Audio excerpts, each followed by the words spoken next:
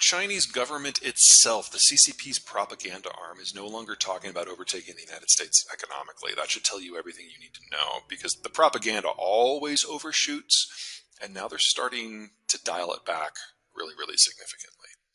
As Tip O'Neill used to say, all politics are local. And the way the Chinese system consolidated in the post-Maoist era is you had a guy by the name of Deng Xiaoping,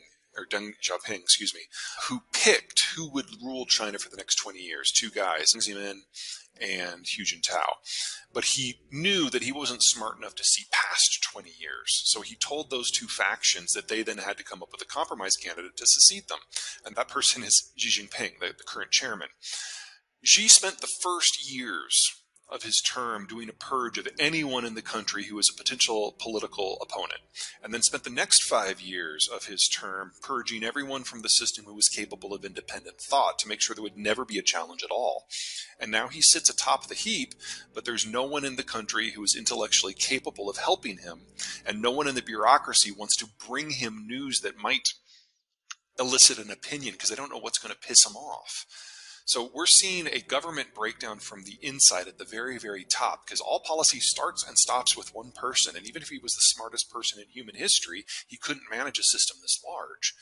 But at the same time, you've got this dependence upon the United States for all things energy and food and manufacturing.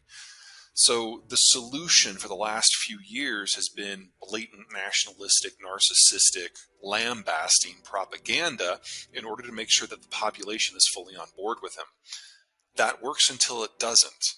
And one of the things that we've seen in just the last few days is Xi has reassigned a guy by the name of Zhao Lining, who used to be the spokesperson for the Ministry of Foreign Affairs. He's the guy who popularized the term wolf warrior diplomacy, which is basically you throw everything in everyone's face all the time, blame everyone for everything, make up stuff on the cuff if it sounds good to make someone look bad. And he has been the forefront for the anti-American propaganda throughout the Chinese system for the last 3 years. Well, now he's been assigned to basically border patrol. It's difficult to come up with a more blatant downsizing of somebody's authority. So it is possible that Xi has realized just how deep the doo-doo is and is starting to dig out, but I'd argue that it's too late. One of the few things that the American political spectrum agrees on is that China needs to be taken down a few notches. And so we're seeing a steady crunching of American policy down on China, specifically with tech in the last couple of months. But we're going to see it with energy going in the next couple of months because of some of the shifts that are happening in the Ukraine war. Remember that we now have a price cap and no insurance for any Russian exports. That means that stuff is going to fall off the market pretty soon because no one can insure the ships to make sure that they leave. That's probably going to cost the Chinese 2 to 3 million barrels a day of Russian crude. That is more than enough to cause an energy-induced depression that lasts several years, even assuming the United States stops with its onslaught on everything else. It's the U.S. military's job to be prepared for contingencies, so no criticism there, but I don't think there's going to be a war. Every assumption Beijing has made about how war happens has been proven wrong by the Ukraine war, and they now need a completely new plan. It's possible that Xi has been so isolated for so long that he's forgotten a little bit about the basic position of China in international affairs, but I don't think so. And I think he knows that if there is a war, that is the end of China as a country, as an industrialized entity. It would be national suicide. So I personally find that very unlikely.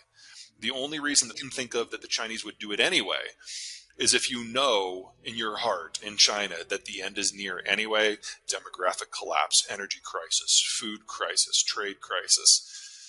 Then maybe there's something to be said for pulling the trigger, because at least then you get to write the narrative of what's next. And if you can do that and keep the CCP in power for the low cost of 500 million dead Chinese, then maybe it's worth considering. The smart way to fight China is not within its own coastal waters. It does have a large navy. They don't have much range, but there's a bunch of ships. The smart thing would be to put 2 destroyers in the Indian Ocean basin and cut the energy flows. China imports 80% of its energy. 75% of that comes from just the Persian Gulf, and most of the rest comes from Africa, so it's on the same route through the Indian Ocean. So 2 ships would be enough to send it to zero. and the Chinese war machine would stop within days, and the Chinese economy would stop within weeks, and the Chinese population would be starving within months. It'd be very, very easy. And Xi knew this 3 years ago. Whether or not he still remembers it now that there's no one reminding him of it is an open question. We just don't know. But if there was a war, China would fall very, very, very quickly. That doesn't mean that they couldn't inflict damage. That's not what I'm saying. All of Japan and Korea and Taiwan are within range of their Air Force and their missiles. It would hurt. But destroying China completely as a modern system would be child's play. As for what the Americans would feel, there's really only one sector where we would feel it. That's electronics and manufacturing. And there is no way around that, especially when it comes to things like computing and assembly. Now, pros and cons. Pros, China is not very high value add. There's nothing that China makes that can't be made somewhere else with a more sustainable supply chain at a lower price point. We've learned that because of COVID. Cons, the sunk cost of the industrial plant in China is immense, and it would take the United States at least 5 years to rebuild those supply chains in the Western Hemisphere, noticeably in NAFTA, and that would hurt. There's no way around that. That said, after 5 years of reindustrialization, North America would have experienced 5 years of the fastest growth in its history, and at the end of the day would have supply chains that are shorter, simpler, that employ locals, that sell to locals, that are cleaner, that use the most advanced technology that's available of the day, and are largely immune to international shocks. It's a transition we have to go through one way or another because the Chinese demographic picture is utterly unsustainable. It is a death pact. A war would speed that up, obviously. So I would argue that the North Americans need to do this regardless, and the sooner they get started and the faster they go, the less painful it will be. But one of the fun things about when you plan to, say, like take over Taiwan is you make certain assumptions about how things are going to go. And the Chinese have been making certain assumptions for 45 years, and the Russians have now proved all of them wrong. So for one, the Chinese thought this would be a fast war, and they looked forward to the Ukraine war being a template for Taiwan. And here we are dragged on a year later, and Russia's not doing great. And they always knew that the Taiwan war would be tougher than Ukraine because you can walk to Kiev, and the Ukrainians have only been preparing for 8 years.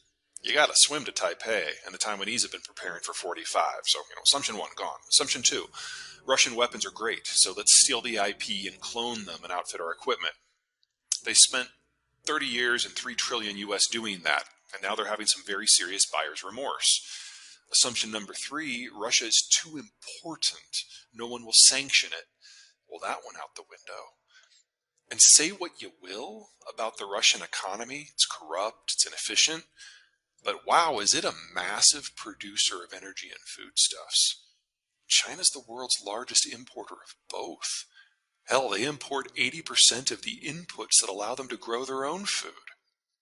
You take the sanctions that are on Russia, you put them on China, you get a deindustrialization collapse complete with a famine that kills 500 million people within a year.